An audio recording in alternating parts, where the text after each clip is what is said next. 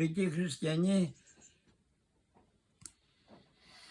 μπερδεύονται και λέει, μου είπε ο πνευματικός να κάνω υπακοή, αφού το είπε ο πνευματικός, να μην ασχολούμαι με αυτά τα πράγματα.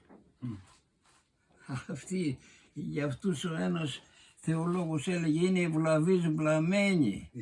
Αν ο πνευματικός σου πει ένα μήνα να μην φας και να μην πεις νερό, θα κάνεις υπακοή. Λέει δεν κάνω. Εκεί για να γλιτώσει το σώμα του κάνει υπακοή. Εδώ για να χάσει την ψυχή του κάνει υπακοή.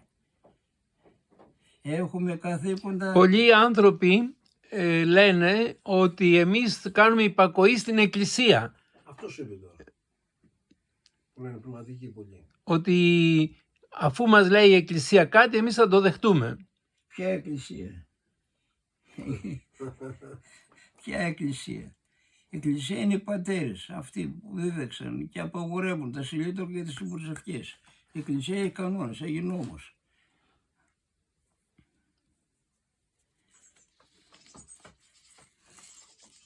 Έχουμε καθήκοντα προς τους πνευματικούς μας πατέρες και καθήκοντα προς τον Θεό. Τα καθήκοντα προς τον Θεό είναι υπέρτερο των καθηκόντων προς τους πνευματικούς μας πατέρες. Αν ένα καθήκον προς τους πνευματικούς μας πατέρες συγκρούεται με το καθήκον προς τον Θεό, πάβει να εστί καταργείται. Παράδειγμα έχουμε την Αγία Γραφή, τον αιώνιο και αλάθετο Λόγο του Θεού.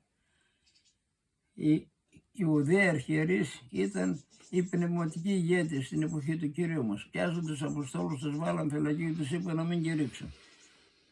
Πήγε ο άγγελος, τους έβγαλε και τους είπε να κηρύξουν. Και όταν τους πιάσαν και τους είπαν, εμείς τι σας είπαμε, γιατί δεν κάνετε υπακούει, τι απολογήθηκε ο Απόστολος Πέτρος. Πειθαρχήν δι Θεό μάλλον οι ανθρώπες.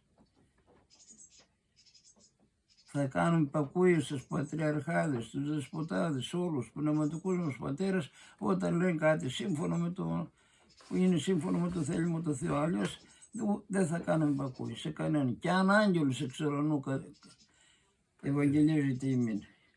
Λες να κάνουμε υπακοή στην εκκλησία, Γιώργη, έτσι.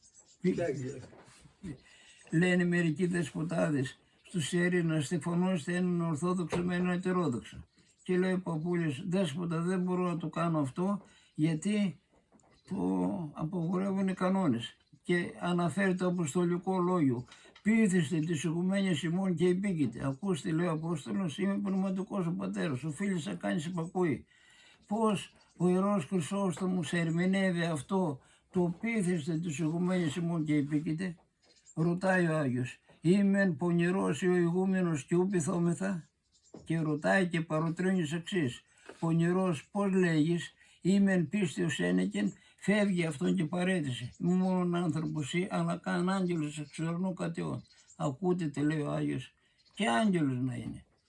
Πώς θα κάνουμε που ακούει σε ένα δεσπότη που λέει να στεφανώ σε έναν Ορθόδοξο με έναν Ετερόδοξο. Που λέει ότι είναι αδελφοί μας και πρέπει να ενωθούμε με αυτούς.